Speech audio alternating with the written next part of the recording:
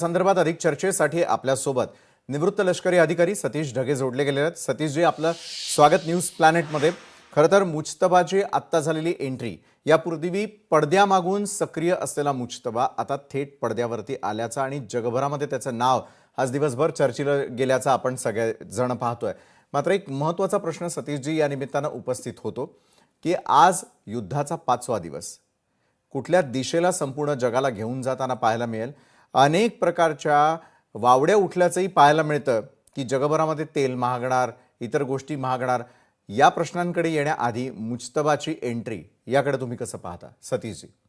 नक्कीच मुजतबा खोमेनी 4 दिवसातच म्हणजे अयातुल्ला अली खामेनीचा खात्मा केल्यानंतर 4 दिवसातच त्यांचा वारसदार जो आहे त्या ठिकाणी पॅनल ऑफ एक्सपर्ट्स द्वारा निवडला गेलेला आहे। पहिला त्यातला मुद्दा यावरून स्पष्टपणे दिसतं की बाकी नावं असताना सुद्धा मुजतबा खोमेनीचं नाव जर पुढे त्या ठिकाणी येत असेल तर याचा अर्थ IRGC इराणियन रिव्होल्युशनरी गार्ड कोरचा किती जबरदस्त पगडा तिथल्या निर्णय प्रक्रियेमध्ये त्या ठिकाणी आहे हे त्या ठिकाणी स्पष्ट होतं। एक दुसरी गोष्ट, मुळातच जे आहे या धर्मसत्ताक राजपद्धतीमध्ये ज्याला आपण म्हणतो की सक्सेसर म्हणजे अयातुल्ला अली खामेनीचा मुलगाच पुन्हा जो आहे त्या सर्वोच्च पदावर जावं हे त्या ठिकाणी ऍक्सेप्टेड नाही। कारण या पद्धतीने जे आहे राजेशाही पद्धतीला विरोध केला होता, म्हणूनच 1979 ला जे आहे इस्लामिक रिव्होल्युशन त्या ठिकाणी झालं होतं। मग एकीकडे जे आहे राजेशाही पद्धतीला त्या ठिकाणी विरोध करायचा, राजपुत्र नको असं म्हणायचं, आणि दुसऱ्या बाजूला जे आहे अयातुल्ला अली खामेनीच्या मुलालाच या सर्वोच्च नेत्याच्या पदावर बसवायचा, हा कुठेतरी जो आहे कॉन्ट्राडिक्शन तिथल्या जनतेच्या समोर त्या ठिकाणी येणार आहे। तिसरी गोष्ट, अमेरिकेनं अधिकृत घोषणा त्या ठिकाणी केलेली आहे की जो पण कोणी या धर्मसत्ताक राजपद्धतीचा सर्वोच्च नेता असेल तो आमचा हाय व्हॅल्यू टार्गेट असेल। म्हणजे नक्कीच येणाऱ्या काही काळामध्ये अमेरिका याला सुद्धा टार्गेट करण्याचा प्रयत्न करतील। ऑलरेडी अयातुल्ला अली खामेनीच्या कुटुंबाला संपवलं त्या ठिकाणी आहे आणि याचा सुद्धा त्या ठिकाणी नंबर लागू शकतो, अशा प्रकारे अमेरिकेने सुद्धा त्या ठिकाणी घोषणा केलेली आहे। एकूणच आता हा सगळा बदल आहे यावरून स्पष्ट झालं की आता तरी कमीत कमी तिथे राजेशाही पद्धत किंवा डेमोक्रेटिकली इलेक्टेड गव्हर्नमेंट नाही, तर अगोदरची जी थिओक्रेसी किंवा धर्मसत्ताक राजपद्धती जी आहे ती अशीच कंटिन्यू त्या ठिकाणी राहील, यासाठीचं हे इंडिकेशन त्या ठिकाणी तिथल्या सैन्य दलाचं आणि एकूणच जनतेचं मनोधैर्य त्या ठिकाणी बरकरार राहावं म्हणून 4 दिवसातच तडकाफडकी IRGCच्या दबावामुळे हा त्या ठिकाणी निर्णय घेण्यात आला, असं जर आपण म्हटलं तर चुकीचं ठरणार नाही। बरोबर आहे। एकंदरीतच मुजतबाच्या एंट्रीनं नेमकं काय होऊ शकतं आणि कशा प्रकारे त्या ठिकाणी राजवट लागू करण्यात आलेली तेही आपण पाहतोय। सतीशजी, मात्र संपूर्ण जगाची चिंता वाढत चाललेली आहे। 5 दिवस उलटून गेल्यानंतरही युद्धजन्य परिस्थिती कमी होताना दिसत नाही। दुसरीकडे एक महत्त्वाचा मुद्दा ज्यावरती खरं तर तुमची दिलेली प्रतिक्रिया आम्ही महाराष्ट्राला दाखवलेली होती, ती म्हणजे भूकंपाचे धक्के आहेत की मग अण्वस्त्र चाचण्या त्या ठिकाणी आणखी काही केलं जाताना दिसतंय। मात्र त्याही पुढे जाऊन सगळी युद्धजन्य परिस्थिती पुढच्या काही काळामध्ये कुठल्या वळणावरती असेल, जगाला कुठल्या वळणावरती नेऊन ठेवेल?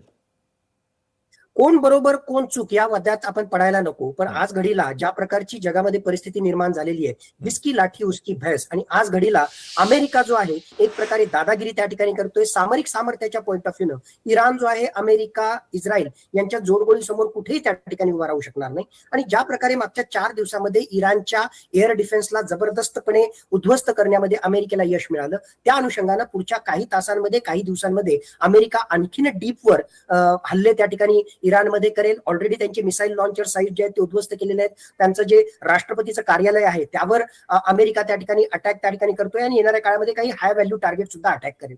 दुसऱ्या बाजूला इराण जो आहे हल्ले त्या ठिकाणी करतोय, पण एअर मिसाईल डिफेन्स सिस्टमच्या माध्यमातून मेजॉरिटी हे हल्ले जे आहेत ते निष्प्रभ त्या ठिकाणी होत आहेत। म्हणून माझं स्वतःचं जे आहे आकलन असं सांगतं की पुढच्या 4 ते 7 दिवसामध्ये माझ्या मते आणखीन ऑफेन्सिव्ह आक्रमकता अमेरिका त्या ठिकाणी वाढवेल। ऑफकोर्स प्रतिहल्ले सुद्धा वाढतील, पण एका लेवल नंतर जे आहे इराण एकता या जोडगोळी समोर आणि बाकीचेही देश जे सोबत त्या ठिकाणी येत आहेत त्यांच्यासमोर टिकू शकणार नाही। म्हणून मी आता महत्वाचा शब्द वापरतोय, फुल फ्लेज्ड वॉर। ज्या प्रकारे 24/7 फुल फ्लेज वॉर सुरू आहे, माझ्या मते एखाद्या आठवड्यामध्ये जे आहे ते संपुष्टात यायला हवं, कारण इराणची शक्ती त्या ठिकाणी कमी होईल। पण त्याच्यानंतर सुद्धा जे आहे कित्येक महिने कित्येक वर्ष मागचाही अनुभव पहा, अफगाणिस्तान असेल, सिरिया असेल, लिबिया असेल, इराक असेल, या सगळ्या उदाहरणावर दिसतं की इन्सर्जन्सी ही पुढेही त्या ठिकाणी चालू राहील। विशालजी, एक अत्यंत महत्वाचा मुद्दा सांगतो, आतापर्यंत सगळं युद्ध त्या ठिकाणी चालत होतं, दुर्दैवानं काही तासांना अगोदरच जी बातमी त्या ठिकाणी आलेली आहे, आता भारताच्या सीमेच्या 300 किलोमीटर पर्यंत हे युद्ध येऊन थांबलेलं आहे। याचं कारण असं की श्रीलंकेच्या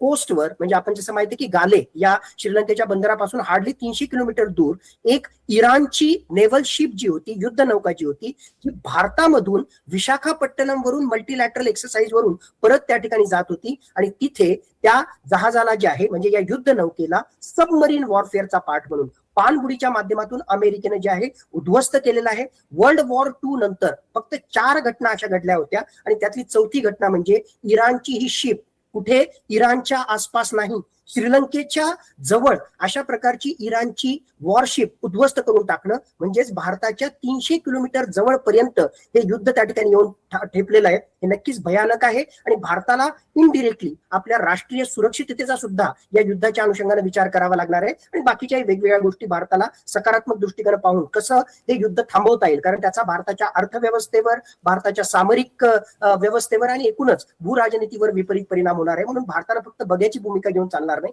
अतिशय ऍक्टिव्हली डिप्लोमसीच्या माध्यमातून इस्रायल, इराण, अमेरिका आणि अरब राष्ट्र यांच्याशी चर्चा करून हा मुद्दा कसा सॉल्व्ह होईल किंवा हे युद्ध कसं संपेल कुठल्याही पद्धतीनं, इराणचा त्या ठिकाणी जे आहे नाश त्या ठिकाणी व्हावा, इन द सेन्स IRGCचं नुकसान व्हावं किंवा चर्चेच्या माध्यमातून हे युद्ध सुटावं, कुठल्याही मार्गाने त्या ठिकाणी चालेल. पण हा वेस्ट एशियन पश्चिम आशियामधलं हे जे संकट आहे हे लवकरात लवकर संपणं भारतासाठी अत्यंत आवश्यक बनलेलं आहे. बरोबर आहे. दुबईला सर्वात सुरक्षित म्हणून आतापर्यंत मानलं जात होतं, मात्र त्या ठिकाणचे हल्ले आणि त्या ठिकाणचं नुकसान पाहिल्यानंतर जगभरामध्ये भीतीचं वातावरण तर निर्माण झालेलं आहे.